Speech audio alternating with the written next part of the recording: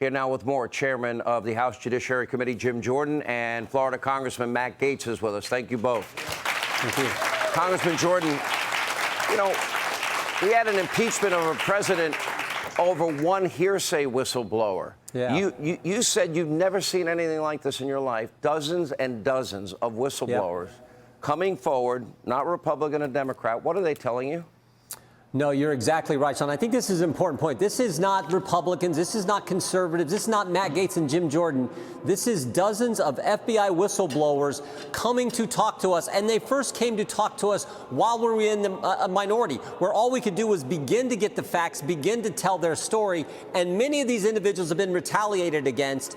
And they're good people, just like Nicole Parker and Thomas Baker, who testified today. The first one came for his deposition on Tuesday. The next one is Friday. The third one is next week.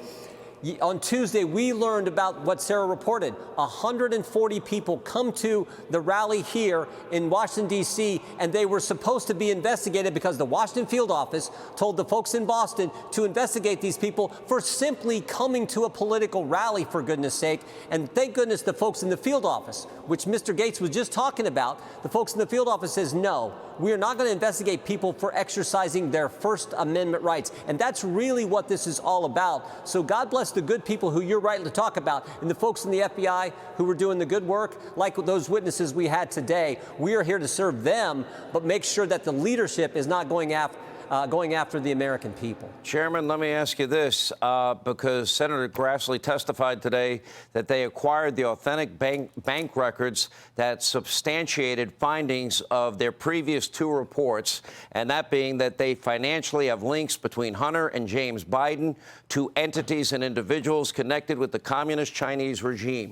We hear about a $1.5 billion deal with the Bank of China. We hear about a $5 million no-interest forgivable loan. We hear about a $100,000 shopping spree with a Chinese national. Is that all true, sir? Well, we'll wait for their report. From Senator Johnson testified that their report is coming, their second report. We'll look forward to that. That's the kind of information that I know Chairman Comer on the Oversight Committee is looking to get. He's looking to get access to these suspicious activity reports that supposedly there are 150 of them that exist on the banking transactions and records from the Biden family business operation. You know, Matt Gaetz, I liked your line when you said you're not here to trash the FBI, but rescue the FBI from political capture. After James Comey and now Christopher Wray, and I said when Christopher Wray became the FBI director, he has a duty to clean up the world's premier law enforcement agency. Clearly, he has failed in that task.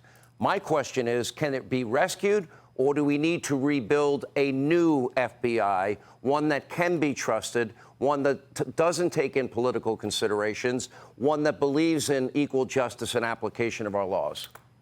Well, if we decentralize the power outside of Washington, D.C., I think we can vindicate the true and honorable and just purpose of the FBI without falling victim to political capture. And, Sean, it's every election. Before the 2016 campaign, an FBI lawyer changed evidence before a secret court. Before the 2018 campaign, the FBI was breathing life into the lying Steele dossier. Before the 2020 campaign, you saw the FBI doing everything they could to make you think that Trump was somehow a Russian agent or shaking down Vladimir Zelensky. And then before 2022, they raided Mar-a-Lago, all the while suppressing the information on the Hunter Biden laptop and suppressing anything that was derogatory to Joe Biden. And when we let the Democrats bring any human being on the planet Earth in to say that maybe the government isn't weaponized against our people, maybe Jim Jordan and I are wrong, they brought in a lobbyist, but not just any lobbyist, a lobbyist that was an Obama-era DOJ political appointee who now represents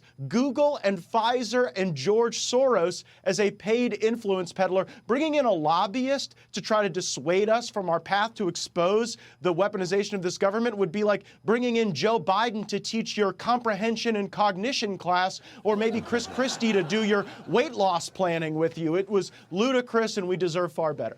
Exit question. Chairman, I'll ask you first. Was there a well-designed and orchestrated censorship campaign to influence the 2020 election? Is that a fact at this point? Yeah, and I like the term that Professor Turley used, censorship by surrogate. Here's a fundamental question, Sean. Why is the FBI sending a list of accounts to Twitter and telling Twitter, we think these accounts, we think these tweets violate Twitter's terms of service?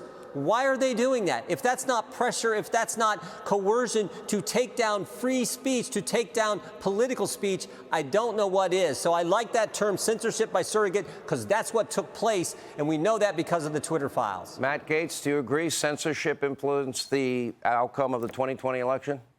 Undeniably on the laptop story alone, but we are just starting to learn all of the different features of shadow banning and trying to shape political thought for people in this country. I just want an FBI that goes and stops the bad guys from committing crimes and holds them accountable when they do, not an FBI and Department of Justice that's trying to shape the political thought of our fellow Americans. We can do that for ourselves. We can decide who we want to vote for without the FBI and the DOJ trying to manipulate the digital marketplace of ideas. All right, Congressman Matt Gaetz, thank you. Chairman Jim Jordan, thank you. We appreciate it. Hey, Sean Hannity here. Hey, click here to subscribe to Fox News YouTube page and catch our hottest interviews and most compelling analysis. You will not get it anywhere else.